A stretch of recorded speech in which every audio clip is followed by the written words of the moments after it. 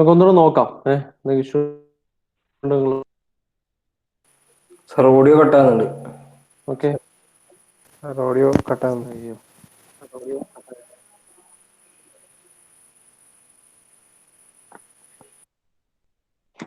ഒന്നുകൂടെ നോക്കി. Hello, clear ആണോ? ഇപ്പൊ ക്ലിയർ ആവുന്നുണ്ടോ? ഇപ്പം ക്ലിയർ, ഇപ്പം ക്ലിയർ. എന്നാലും ഒന്ന് നോക്കാം. എന്തെങ്കിലും ഇഷ്യൂ ഉണ്ടെങ്കിൽ നിങ്ങൾ എൻ്റെ അടുക്ക് പറഞ്ഞോ. Okay sir.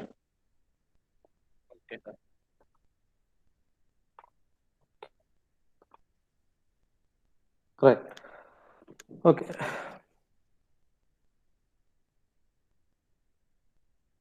Okay. Stress strain curve. ഇനി നമ്മളെ ഒബ്ജക്ട് പോയിന്റ് ഓഫ് വ്യൂ നോക്കുകയാണെങ്കിൽ, this was your initial cross sectional area, right? ഒരു ഒബ്ജക്ട് നമ്മൾ സാമ്പിൾ എടുത്തു കഴിഞ്ഞാൽ സാമ്പിളിന്റെ ബേസിക് ക്രോസ് സെക്ഷണൽ ഏരിയയും അതിനൊരു സ്റ്റാൻഡേർഡ് ലെങ്ത്തും ഉണ്ട്, റൈറ്റ്? നൗ നമ്മൾ അതിൽ ലോഡ് അപ്ലൈ ചെയ്തതിന് ശേഷം, ഓക്കെ, ഇതിന്റെ മുകളിൽ ലോഡ് അപ്ലൈ ചെയ്യുമ്പോൾ അതിലുണ്ടാവുന്ന ഒരു ജേണിയാണ് ഇത്, അല്ലെ? അതിൽ ലോഡ് കൂടുന്നതിനനുസരിച്ച് ഇതിലുണ്ടാവുന്ന ഡീഫോർമേഷൻസ് ആണ്. അപ്പൊ ലോഡ് അപ്ലൈ ചെയ്യുന്ന കൂടി കഴിയുമ്പോൾ ഇത് വലിഞ്ഞതാ ഏതാണ്ട് എന്താ ചെയ്യുക, സെന്റർ പോർഷനിൽ കൺസ്ട്രക്ട് ചെയ്ത് അതിന്റെ ഏരിയ കുറഞ്ഞ് ലെങ്ത് കൂടുകയും ചെയ്യും, അല്ലെ? ലെങ്ത് കൂടും, ഏരിയ കുറയും സെന്റർ പോർഷനിൽ, ശരിയല്ലേ? ആണോ അല്ലയോ? Just answer me.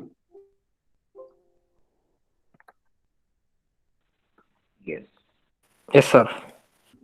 അല്ല, യെസ്. ഏരിയ കുറയും, ലെങ്ത് കൂടും, റൈറ്റ്? അപ്പൊ നമുക്ക് സ്ട്രെസ് സ്ട്രെയിൻ കർവിനെ രണ്ട് തരത്തിൽ നമുക്ക് പ്ലോട്ട് ചെയ്യാം. ഓക്കെ, ഒന്ന് എനിക്ക് ഇനീഷ്യൽ ഞാനിവിടെ പറഞ്ഞു, നമ്മളിവിടെ ഫോഴ്സ് ആണ് അപ്ലൈ ചെയ്യുന്നത്, യൂസ് ചെയ്തിട്ട് നമ്മളിവിടെ അപ്ലൈ ചെയ്യുന്നത് ഫോഴ്സ് ആണ്, റൈറ്റ്? ആ ഫോഴ്സ് നമ്മളിവിടെ ഫോഴ്സ് അപ്ലൈ ചെയ്യും, നമ്മൾ മെഷർ ചെയ്യുന്നത് ഒന്ന് ഫോഴ്സ് ആണ് അപ്ലൈ ചെയ്യുന്നത്, അവിടുത്തെ ഡീഫോർമേഷൻ നമ്മൾ മെഷർ ചെയ്യുകയും ചെയ്യും, അല്ലെ? ഇതാണ് നമ്മൾ ചെയ്യുന്നത്, റൈറ്റ്? ഇനി ഫോഴ്സ് ബൈ ഇതിന്റെ ക്രോസ് സെക്ഷണൽ ഏരിയ ചെയ്ത് കഴിഞ്ഞാൽ എനിക്ക് അവിടുത്തെ സ്ട്രെസ് കിട്ടും. അതുപോലെ ഡീഫോർമേഷൻ ബൈ ഇനീഷ്യൽ ലെങ്ത് ചെയ്ത് കഴിഞ്ഞാൽ എനിക്ക് അവിടുത്തെ സ്ട്രെയിൻ കിട്ടും, റൈറ്റ്? എനിക്ക് രണ്ട് കണ്ടുപിടിക്കാം. ഫോർ എക്സാമ്പിൾ എനിക്ക് ഇനീഷ്യൽ ഏരിയയും ഇനീഷ്യൽ ലെങ്ത്തും വെച്ചിട്ട് stress strain curve complete plot ചെയ്യാം. എന്ന് വെച്ചാൽ ഫോർ എക്സാമ്പിൾ ഇനീഷ്യലി ഞാൻ 100 ന്യൂട്ടൺ ആണ് ഫോഴ്സ് അപ്ലൈ ചെയ്യുന്നത് വിചാരിക്കും. 100 ന്യൂട്ടൺ ഫോഴ്സ് അപ്ലൈ ചെയ്തു, എന്റെ ഡീഫോർമേഷൻ 0.1 ആണ്. ഇവിടെ ഞാൻ 200 ന്യൂട്ടൺ അപ്ലൈ ചെയ്തു, എന്റെ ഡീഫോർമേഷൻ 0. ഇങ്ങനെ അങ്ങോട്ട് പോവാണ്, ഫൈൻ. അപ്പോ ഞാൻ ഇവിടെ എടുക്കുന്ന ഈ ഫസ്റ്റ് പോയിന്റിലെ സ്ട്രെസ് എന്ന് പറയുന്നത് ഞാൻ എടുക്കുന്നത് 100 ഡിവൈഡഡ് ബൈ ഈ ഏരിയ, ഇനീഷ്യൽ ഏരിയ ആണ് എടുക്കുന്നെങ്കിൽ എടുക്കുക. സെക്കൻഡ് കേസിൽ 200 ഡിവൈഡഡ് ബൈ ഈ സെയിം ഇനീഷ്യൽ ഏരിയ തന്നെയാണ് എടുക്കുന്നതെങ്കിൽ ദെൻ നമുക്ക് ഒരു സ്ട്രെസ് കിട്ടും. Okay, then such type is called engineering stress strain diagram. Okay, engineering stress strain diagram.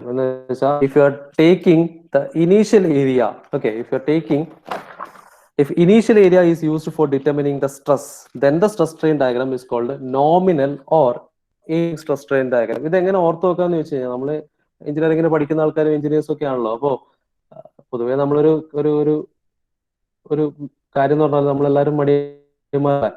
അപ്പൊ നമുക്ക് ഓരോ തവണയും നമുക്ക് രണ്ട് തരത്തിലേ ചെയ്യാം. ഞാൻ പറഞ്ഞു, നമുക്ക് ഒന്നിക്കൽ ഇനീഷ്യൽ ഏരിയ ബേസ് ചെയ്തിട്ട് എല്ലാ പോയിന്റിലെയും സ്ട്രെസ് കണ്ടുപിടിക്കാം. അതേപോലെ ഇനീഷ്യൽ ലെങ്ത് ഉപയോഗിച്ചിട്ട് എല്ലാ പോയിന്റിലെയും സ്ട്രെയിൻ കണ്ടുപിടിക്കാം. അല്ലെങ്കിൽ എന്ത് ചെയ്യാം, ഓരോ പോയിന്റിലെ ഏരിയയും ഓരോ പോയിന്റിലെ ലെങ്ത്തും, ഫോർ എക്സാമ്പിൾ ഞാൻ കുറച്ച് ന്യൂട്ടൺ കൊടുക്കുന്ന സമയത്ത് ആക്ച്വലി ഇതല്ല ഏരിയ വരിക. എന്ത് സംഭവിക്കും? 200 ന്യൂട്ടൺ ആക്കുന്ന സമയത്ത് ഇവിടെ ചെറിയൊരു കൺസ്ട്രക്ഷൻ വന്നു, അല്ലെ? ചെറുതായിട്ടൊന്ന് കുറഞ്ഞു, ചെറുതായിട്ട് ഇതിന്റെ ലെങ്ത് കൂടുകയും ചെയ്യും. ആ മൊമെന്റിലെ ഏരിയ എടുത്തു കഴിഞ്ഞാൽ നമുക്ക് രണ്ടു തരത്തിൽ എടുക്കാം. ഒന്നുകിൽ ഇനീഷ്യൽ ഏരിയ എടുക്കാം, അല്ലെങ്കിൽ ആ മൊമെന്റിലെ ഏരിയ എടുക്കാം. ഓക്കെ, ആ പെർട്ടിക്കുലർ മൊമെന്റിലെ, റൈറ്റ്? അപ്പൊ നമുക്ക് രണ്ട് തരത്തിലൊരു പ്ലോട്ട് ചെയ്യാം. ഓക്കെ, അപ്പോ ഇനി ഞാൻ ഇനീഷ്യൽ ഏരിയ വെച്ചിട്ടാണ് കംപ്ലീറ്റ് കാര്യങ്ങൾ പ്ലോട്ട് ചെയ്യുന്നതെങ്കിൽ then such type of stress strain curve is called engineering stress strain curve. And this one plot ചെയ്തിരിക്കുന്നത് is an engineering stress strain curve. Okay, ഇവിടെ ഞാൻ പ്ലോട്ട് ചെയ്ത സാധനം there is nothing but an engineering stress strain curve. This one is an engineering stress strain curve, or it is also called no stress strain curve. Okay, ഇത് വളരെ important ആണ്. Okay, കാര്യം ഇത്ര മാത്രമേ ഉള്ളൂ. നമ്മൾ ഇതിന്റെ ഓരോ പോയിന്റിലെയും stress calculate with respect to initial area and ഓരോ പോയിന്റിലും സ്ട്രെയിൻ കാൽക്കുലേറ്റ് ചെയ്യുന്നത് with respect to initial length ആണ്. റൈറ്റ്. ഓക്കെ, എന്ന് വെച്ചാൽ നോൺ സ്ട്രെയിൻ കർവ് നമുക്ക് സാർ കട്ടായി ഡെഫിനിഷൻ കട്ടായി പറയുകയാണെങ്കിൽ കട്ടായി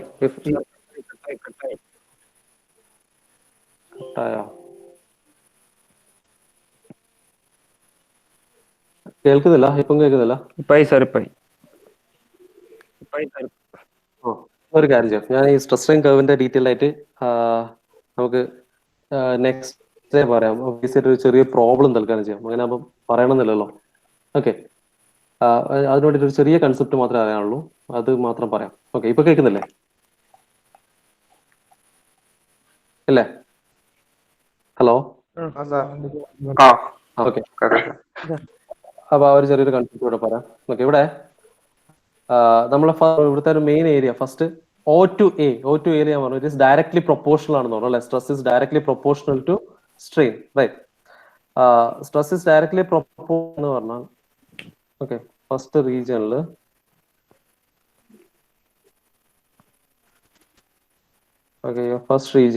ഈ ഒരു റീജിയനിൽ O to A എന്നുള്ള your stress is directly proportional to strain, or your stress is equal to some constant E into strain എന്ന് പറയാം.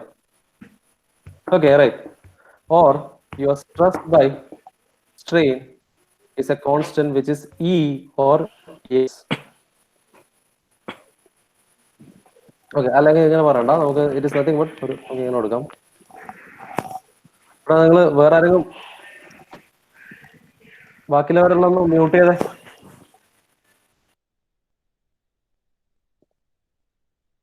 Okay, correct. അപ്പൊ നമ്മൾ ഫസ്റ്റ് പോർഷനിൽ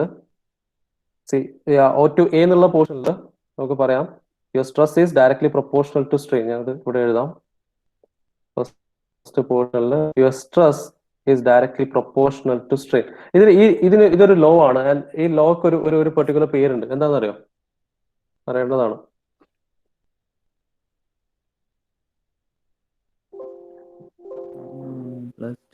എന്താണ് ഇതിന്റെ? Stress is directly proportional to strain. എന്താണല്ലോ?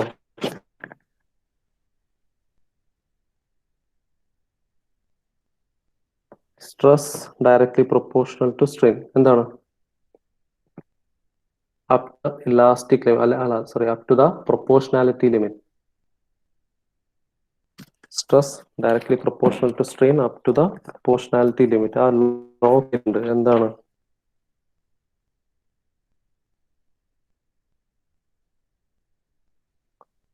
അറിയില്ല.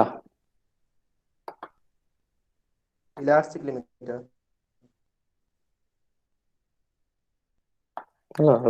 അതിന് ആ ലോക്ക് ഒരു പേരുണ്ടല്ലോ, നിങ്ങൾ സ്കൂളിലൊക്കെ പഠിച്ചായിരിക്കല്ലോ. Hooke's law. പ്ലസ് 1 പ്ലസ് 2 ഈ ഒരു ഗ്രാഫ്. എന്താണ്? Hooke's law. Yes, it is called a Hooke's law, right? So for a ductile material, okay, your stress is directly proportional to strain, right? Your stress is directly proportional. As a definition point of view, I'm going to പറയാം. Okay, so Hooke's law can be stated as for a linearly elastic homogeneous isotropic material. Okay, ഇതിൽ ഓരോ term എന്താണെന്ന് പറയാം. അത് നമുക്ക് ഓരോരോ സമയത്തും വളരെ ക്ലിയർ ആയിട്ട് പറഞ്ഞുതരാം. Okay, for a linearly elastic homogeneous isotropic material, Hooke's law states that stress is directly proportional to strain, directly proportional to strain up to the limit of proportionality അല്ലെങ്കിൽ proportionality limit of proportionality. Elastic limit അല്ല, up to the limit of proportionality വരെ മാത്രമാണ്. ഇവിടം വരെ മാത്രമാണ് ഈ ഒരു particular point A എന്നുള്ള പോയിന്റ് വരെ മാത്രമാണ് ഹുക്സ് ലോ വാലിഡ് ആയിട്ടുള്ളത്. A to B it is not valid, കാരണം നോൺ ലീനിയർ ആണ്. അപ് ടു എ വരെയാണ് ലീനിയർലി വേരിയിങ് വരുന്നത്. Right. Okay, so for a linearly elastic, okay ഞാൻ പറഞ്ഞു ലീനിയർലി, നമുക്ക് ഈ ടേം സിമ്പിൾ ആയിട്ട് പറയുകയാണെങ്കിൽ ലീനിയർലി ഇലാസ്റ്റിക്, ഞാൻ പറഞ്ഞു ഡയറക്ട്ലി പ്രൊപ്പോർഷണൽ ആണ് നമ്മൾ എന്ന് പറയുന്നത് അല്ലെ. ഇപ്പൊ linearly elastic material, yes elastic material, elastic homogeneous എന്ന് പറയുന്നത് ശരിക്ക് ത്രൂ ഔട്ട് ഒരു പെർട്ടിക്കുലർ ഡയറക്ഷനിൽ എല്ലാ പ്രോപ്പർട്ടിയും സെയിം ആവുന്ന കേസ് നമ്മൾ ഏതെങ്കിലും ഒരു മെറ്റീരിയൽ എടുത്തു കഴിഞ്ഞാൽ ഒരു പെർട്ടിക്കുലർ ഡയറക്ഷനിലെല്ലാം അതിന്റെ പ്രോപ്പർട്ടി സെയിം ആണെങ്കിൽ such type of material is called homogeneous material. Okay, homo എന്ന് പറയുന്നത് സെയിം ആണ്, റൈറ്റ്. ഒരു ഡയറക്ഷനിൽ മാത്രം ആ പ്രോപ്പർട്ടീസ് ഒക്കെ സെയിം ആണെങ്കിൽ. ഐസോട്രോപിക് എന്ന് പറയുന്നത് ഒരു പെർട്ടിക്കുലർ പോയിന്റ് നിന്ന് എല്ലാ ഡയറക്ഷനിലേക്കും ആ പ്രോപ്പർട്ടീസ് എല്ലാം സെയിം ആണെങ്കിൽ, മെറ്റീരിയൽ പ്രോപ്പർട്ടി സെയിം ആണെങ്കിൽ such type of material is called isotropic material. Okay, നമ്മളിത് ഒന്നുകൂടെ ഡീറ്റെയിൽ ആയിട്ട് പിന്നീട് പഠിക്കുന്നുണ്ട്. Okay, right. For a linearly elastic homogeneous isotropic material, Hooke's law states that stress is directly proportional to strain, or stress directly proportional to strain up to the limit of proportionality, or stress equal to some constant into strain എന്ന് പറയാം, or stress by strain is a constant. Okay, right. Now if the stress is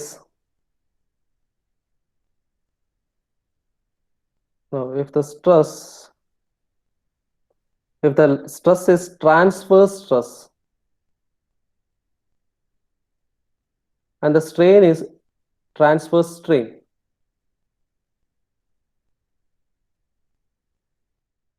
then that constant is E എന്ന് പറയുന്നത് it is called എന്താണ് modulus of elasticity, right? Modulus of elasticity. Okay, then that is called modulus of elasticity. Transverse stress എന്ന് പറഞ്ഞു കഴിഞ്ഞാൽ ആ term കണ്ടിട്ട് പിടിക്കുന്നു വേണ്ട, ലീനിയർ ഡയറക്ഷൻ മാത്രം സൂചിപ്പിക്കുന്നതാണ് അല്ലെ. അപ്പൊ ഫോഴ്സ് പി ഇവിടെ അപ്ലൈ ചെയ്യുന്നുണ്ടെങ്കിൽ, ഓക്കെ, ഈ ഫോഴ്സ് പി കൊണ്ട് ഉണ്ടാവുന്ന സ്ട്രെസ്സിനാണ് ട്രാൻസ്ഫർ സ്ട്രെസ് എന്ന് പറയാം. അത് നോർമൽ ഫോഴ്സ് കൊണ്ട് മെറ്റീരിയൽ ഉണ്ടാവുന്ന നോർമൽ സ്ട്രെസ്സിനാണ് ട്രാൻസ്ഫർ പറയാം.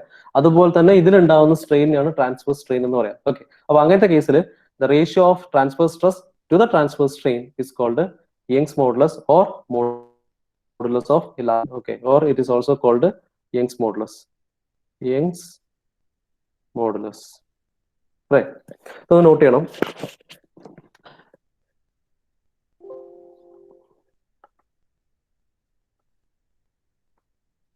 കേൾക്കാൻ പറ്റിയെന്ന് വിചാരിക്കുന്നു.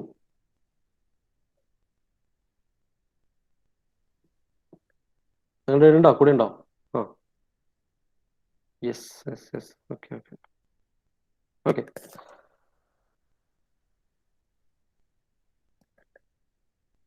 ഓക്കെ, സോ ട്രാൻസ്ഫർ സ്ട്രെസ് അല്ലെങ്കിൽ ലീനിയർ സ്ട്രെസ് എന്ന് പറയാം, linear stress to linear strain എന്ന് പറയാം. എന്ന് വെച്ചാൽ അല്ലെങ്കിൽ axial stress to axial strain എന്ന് പറയാം. വാട്ട് എവർ ഇറ്റ് ഈസ്, നമുക്ക് എന്ത് നെയിം വെച്ചിട്ട് വേണമെങ്കിൽ പറയാം. ഓക്കെ, പക്ഷെ സെയിം ഡയറക്ഷൻ ഈ ഒരു particular കേസിലാണെങ്കിൽ the ratio is nothing but modulus of elasticity or Young's modulus. Okay, now similarly, if the stress is shear stress, okay, now if the stress is shear stress,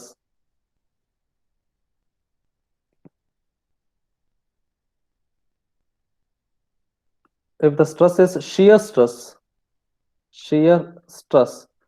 to shear strain ആണെങ്കിൽ then the modulus, that the constant is nothing but G, or rigidity modulus. Okay, it is called G or rigidity. Okay, now depending upon the type of stress നമ്മുടെ കോൺസ്റ്റന്റും മാറും. Okay, transfers അല്ലെങ്കിൽ normal stress, ഇത് നമുക്ക് പല പേരിൽ പറയാം. Transfer stress എന്ന് പറയാം, നോർമൽ സ്ട്രെസ് എന്ന് പറയാം, അല്ലെങ്കിൽ എന്താണ് ആക്സിയൽ സ്ട്രെസ് എന്ന് പറയാം, അല്ലെങ്കിൽ ലീനിയർ സ്ട്രെസ് എന്ന് പറയാം, ഡിവൈഡഡ് ബൈ ലീനിയർ സ്ട്രെയിൻ അല്ലെങ്കിൽ transfer strain, what ever it is, is equal to modulus of elasticity or Young's modulus. Similarly, if the stress is shear stress ഞാൻ പറഞ്ഞു ഇങ്ങനെ ചെത്തി പോകുന്ന രീതിയിൽ അല്ലെ, ലോഡ് ഇങ്ങനെയാണ് ആക്ട് ചെയ്യുന്നതെങ്കിൽ, okay, if the force is acting like this, right, അങ്ങനെയാണെങ്കിൽ in that case that is called shear stress. Of shear stress to shear strain will give you the rigidity modulus, and that is denoted as G. Okay, ഇത്രയും കാര്യങ്ങൾ നിർബന്ധമായിട്ട് not ചെയ്തിരിക്കണം. Okay, the stress by strain Young's modulus E. Right. നിങ്ങൾക്ക് കേൾക്കുന്നുണ്ടെന്ന് വിചാരിക്കുന്നു. അങ്ങനെയാണെങ്കിൽ നമുക്ക് ഇതും കൂടെ നിങ്ങൾക്ക് കണ്ടിന്യൂ ചെയ്ത് തീർക്കാം. Okay, so here first region, ഈ ഒരു O2A എന്ന് പറയുന്ന റീജിയൻ ആണ് നമ്മുടെ ഹുക്സ് ലോ വാലിഡ് ആയിട്ടുള്ള ഒരു region. Right. Beyond that Hooke's law is not valid. Up to ഇതുവരെ മാത്രം, up to this limit proportional വരെ മാത്രമാണ് ഹുക്സ് ലോ വാലിഡ് ആയിട്ടുള്ളത്. Okay, now if the complete calculation or the complete graph is made based on or taking area A and the initial length for determining stress and strain, then the stress strain curve is called the engineering stress strain curve. Okay, simple ആയിട്ട് നമ്മൾ മടിയന്മാരാകുമ്പോൾ നമുക്ക് ഓരോ തവണയും അതിന്റെ അതിന്റെ ഏരിയയും അതുപോലെ അതിന്റെ ലെങ്ത്തും നമുക്ക് മെഷർ ചെയ്യാൻ മടിയാണ്. അപ്പൊ അങ്ങനെ ആകുമ്പോൾ നമ്മൾ സിമ്പിൾ ആയിട്ട് പ്ലോട്ട് ചെയ്യുന്ന കർവാണ് എഞ്ചിനീയറിംഗ് സ്ട്രെസ് സ്ട്രെയിൻ കർവ് എന്ന് പറയും. ഓക്കെ, നൗ ഇഫ് സപ്പോസ് നമ്മൾ ഓരോ കേസിലും ഞാൻ കുറച്ച് ഒരു 100 ന്യൂട്ടൺ ലോഡ് കൊടുത്തു, അതിന്റെ ഏരിയ ഞാൻ മെഷർ ചെയ്തു, അതിന്റെ ലെങ്ത് ഞാൻ മെഷർ ചെയ്തു. 200 ന്യൂട്ടൺ ലോഡ് കൊടുത്തു. ഓക്കെ, ഒരു 200 ന്യൂട്ടൺ ലോഡ് കൊടുത്തു, 200 ന്യൂട്ടൺ കൊടുത്തു, ഇതിലുണ്ടാവുന്ന ഏരിയ ഞാൻ മെഷർ ചെയ്തു, ലെങ്ത് ഞാൻ മെഷർ ചെയ്തു, പുതിയ ലെങ്ത്. ഓക്കെ, രണ്ടാമത്തെ കേസിൽ ഇനി ഞാൻ 300 ന്യൂട്ടൺ ഫോഴ്സ് കൊടുക്കുമ്പോൾ വീണ്ടും അത് വരിഞ്ഞു, ഏരിയ വീണ്ടും കുറഞ്ഞു, പുതിയ ഏരിയ മെഷർ ചെയ്തു, പുതിയ ലെങ്ത് മെഷർ ചെയ്തു. അങ്ങനെ ഞാൻ ഓരോ ഇൻസ്റ്റന്റിലും സ്ട്രെയിനും ഓരോ ഇൻസ്റ്റന്റിലും സ്ട്രെസ്സും സെപ്പറേറ്റ് ആയിട്ട് മെഷർ ചെയ്തിട്ട് ഗ്രാഫ് പ്ലോട്ട് ചെയ്യുകയാണെങ്കിൽ then such type of stress strain curve is called a true stress strain curve. Okay, such type of stress strain അതാണ് ആക്ച്വലി അതായിരിക്കും. കാരണം ആക്ച്വൽ കേസിൽ ഏരിയ കുറയുന്നുണ്ട്, ആക്ച്വൽ കേസിൽ ലെങ്ത് കൂടുന്നുണ്ട്. റൈറ്റ്. ഓക്കെ, അങ്ങനെ കിട്ടുന്ന സ്ട്രെസ് സ്ട്രെയിൻ കർവിനാണ് നമ്മൾ ട്രൂ സ്ട്രെസ് സ്ട്രെയിൻ കർവ് എന്ന് പറയാം. ഓക്കെ, ആൻഡ് ദാറ്റ് അതിന്റെ കേസിൽ അത് പ്ലോട്ട് ചെയ്ത് കഴിഞ്ഞാൽ വലിയ ഡിഫറൻസ് ഒന്നുമില്ല, ഓൾമോസ്റ്റ് സെയിം തന്നെയാണ് വരിക. ഇതുവരെ ഏതാണ്ട് സെയിം ആണ് up to this ultimate point F വരെ ഓൾമോസ്റ്റ് അത് സെയിം ആണ്. ഇതുപോലെ ആയിരിക്കും ഗ്രാഫ് പോവുക. Okay, and G point you will get it somewhere here. Okay, and this one is called true stress strain curve. Okay, അപ്പൊ stress strain കർവിനെ നമുക്ക് രണ്ടായിട്ട് ക്ലാസിഫൈ ചെയ്യാം. ഒന്ന് പിന്നെ ഏതാണ്ട് ഇവിടുന്ന് വരും F you will get it somewhere here, F dash and G dash. Okay, കുറച്ച് ഇതായത് ഇങ്ങനെ അങ്ങ് പോകും, തൊടാതെ എങ്ങനെ പോകും, നേരെ ഇതിന്റെ കുറച്ച് മുകളിലായിട്ട് ഒരു പുതിയ പോയിന്റ്, അൾട്ടിമേറ്റ് പോയിന്റ് കുറച്ചുകൂടെ clear point, and that is denoted as F dash. The next point is G dash. Okay, and that is called your true stress strain curve. Okay, അപ്പൊ ഇത്ര മാത്രമേ ഉള്ളൂ. നമുക്ക് സ്ട്രെസ് സ്ട്രെയിൻ കർവിനെ depending on way we measure the cross sectional area and that length. Okay, you can classify it as two type. One is an engineering stress strain curve and the second one is true stress strain curve. True stress strain curve ആണ് exact ആയിട്ട് വരുന്ന values വെച്ചിട്ടാണ് true stress strain curve. Okay, പക്ഷെ practically ഞാൻ പറഞ്ഞു, practically നമുക്ക് ഏതൊരു application വരുന്ന സമയത്തും അതുപോലെ നമുക്ക് ഈ yield ആണ് ഏറ്റവും ഇമ്പോർട്ടന്റ്, അതുപോലെ അൾട്ടിമേറ്റ് സ്ട്രെസ് ആണ് രണ്ടാമത് നമ്മൾ ഇമ്പോർട്ടന്റ് ആയിട്ട് എടുക്കുന്ന ഒരു കാര്യം. ഓക്കെ, അപ്പൊ അതുവരെ ഓൾമോസ്റ്റ് രണ്ട് കേസിലും സെയിം തന്നെയാണ്. അപ്പൊ അങ്ങനെ ആകുമ്പോൾ നമുക്ക് വെറുതെ ഓരോ തവണയും മെഷർ ചെയ്തിട്ട് വെറുതെ സമയം you can directly go with engineering stress strain curve. Okay, അപ്പോൾ നോർമൽ കേസിൽ your engineering stress strain curve is mostly preferred. Okay, so that's it. ഇത്രയാണ് നമ്മളൊരു സ്ട്രെസ് സ്ട്രെയിൻ കർവിന്റെ ബേസ് ഉള്ള കാര്യങ്ങൾ. ഓക്കെ, നൗ ഇത് ബേസ് ചെയ്ത് ഞാൻ ഇന്നലെ നിങ്ങളൊരു കാര്യം പറഞ്ഞിട്ടുണ്ടായിരുന്നു, ബ്രിട്ടിൽ മെറ്റീരിയലിന്റെ സ്ട്രെസ് സ്ട്രെയിൻ കർവ് എങ്ങനെയായിരിക്കും എന്ന് നോക്കാൻ വേണ്ടി പറഞ്ഞിട്ടുണ്ടായിരുന്നു. ആരെങ്കിലും നോക്കിയിട്ടുണ്ടോ? Stress strain curve for a brittle material ആരെങ്കിലും നോക്കിയിരുന്നു? എങ്ങനെയാണെന്ന് കണ്ടോ? Just give me an answer.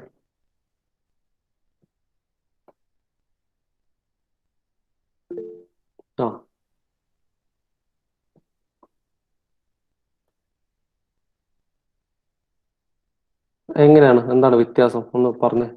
എന്തായിരിക്കും? വരക്കണ്ട, ജസ്റ്റ് പറഞ്ഞാൽ എന്താണ് വ്യത്യാസം ബ്രിട്ടിൽ മെറ്റീരിയലിന്റെ കേസിൽ? ഇതുപോലെ തന്നെ ആയിരിക്കോ ബ്രിട്ടിൽ മെറ്റീരിയലിന്റെ?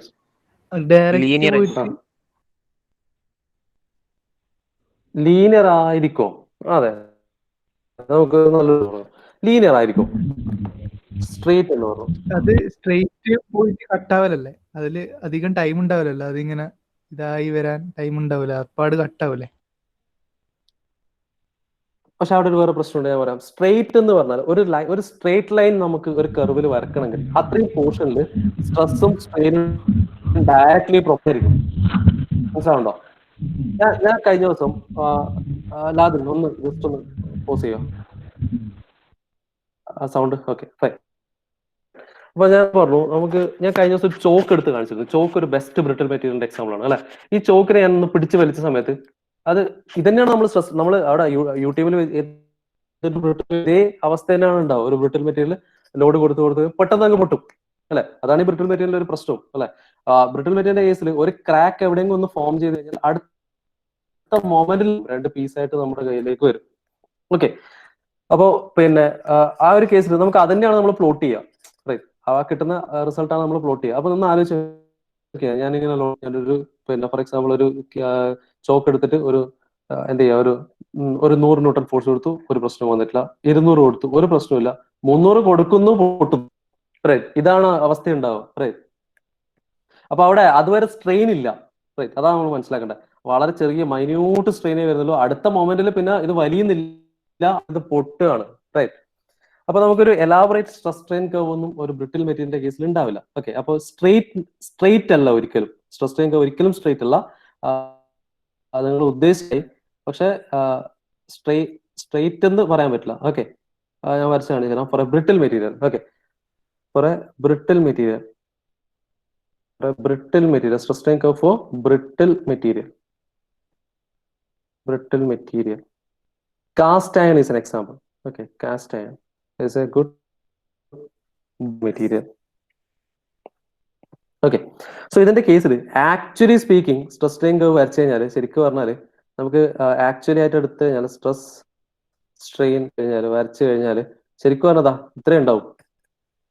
എന്ന് വെച്ചാൽ ഒരു പെർട്ടിക്കുലർ ലോഡ് നമ്മൾ പൊട്ടി, അത്ര മാത്രമേ ഉള്ളൂ. പക്ഷെ നമുക്ക് ഇതിനെ നമ്മൾ കുറച്ചുകൂടെ വലുതാക്കി വരക്കും. അത് മനസ്സിലാവണമെങ്കിൽ നമുക്ക് അതിനെ കുറച്ചുകൂടെ അങ്ങനെ സോറി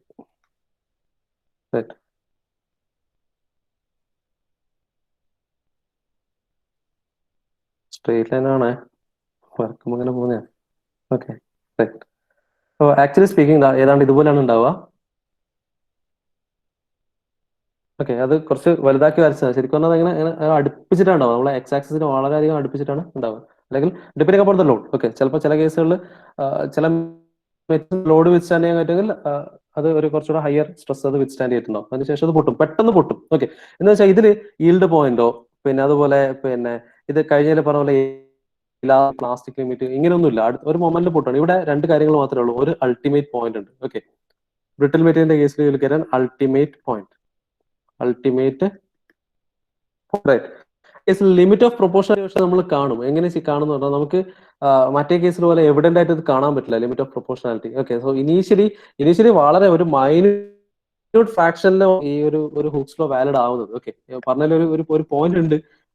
പിന്നെ ഇനീഷ്യലി ഒരു ചെറിയൊരു റീജിയൻ, വളരെ ഒരു മൈന്യൂട്ട് റീജിയനിൽ ഒരു സ്ട്രേറ്റ് ലൈൻ വരുന്നുണ്ട്. അതിന് ശേഷമാണ് ശരിക്കും കർവ് വരിക. ഓക്കെ.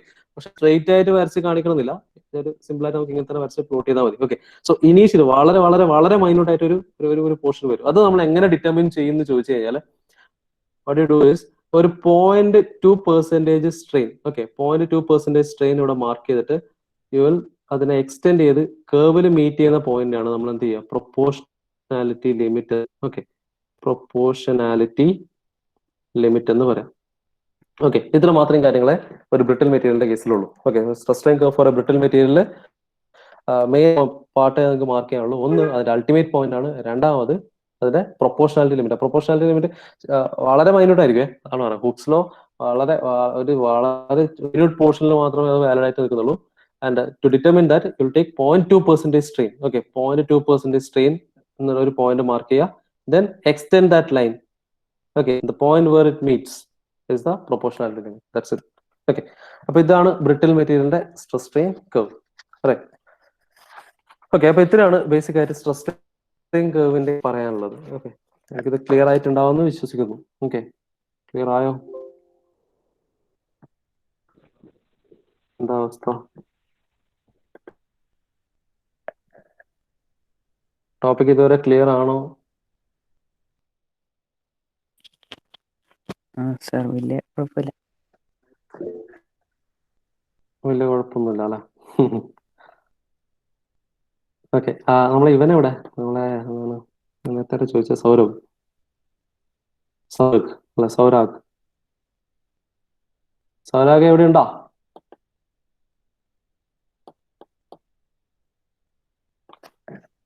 സൗരാഗ്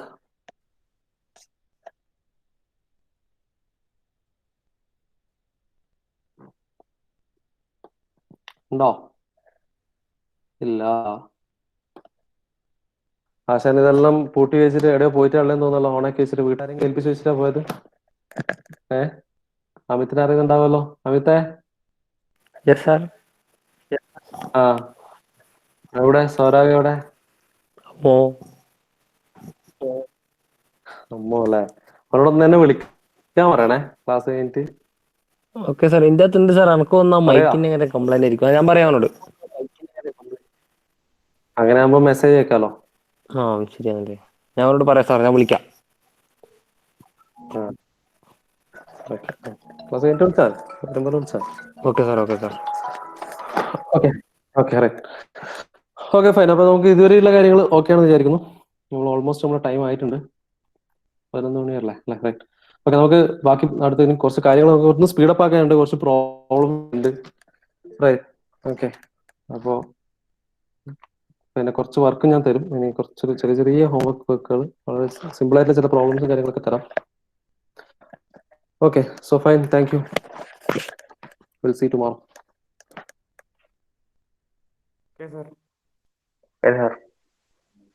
അറ്റൻഡൻസ് ഇല്ല സർ.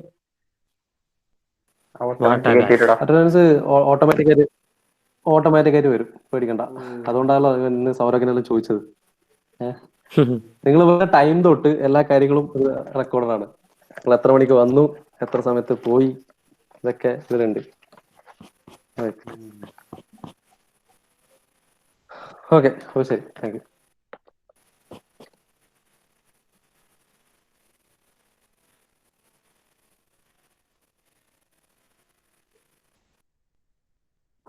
അടുത്ത ആരാടാ? സിയാനും ഇരുണ്ടാ? സിയാന് എടാ ഉറങ്ങുന്നതാണ്, ഡിസ്റ്റർബ് ചെയ്യല.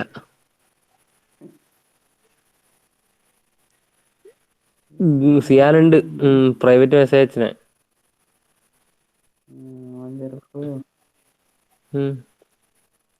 റെക്കോർഡ് ആകുന്നുണ്ടാ? റെക്കോർഡാകുന്നുണ്ട് സംഭവം. ഇനി ശരിക്കും ഉണ്ടല്ലേ staff adviser. Second year staff adviser ആരാ? നിതിൻ സാർ. നമ്മളെ ടൈം ടേബിളിൽ സാറിന്റെ സിഗ്നേച്ചറാ ഉള്ളേ. സാറ് വന്നാണ്. സാർ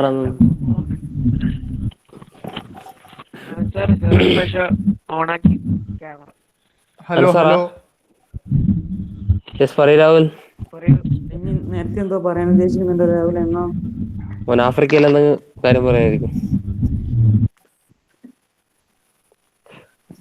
രാഹുൽ, ആഫ്രിക്കയിൽ കൊറോണ ഉണ്ടോ? ഇല്ല ഇല്ല. Very good. എല്ലാം വളരെ പെട്ടെന്നായിരുന്നു.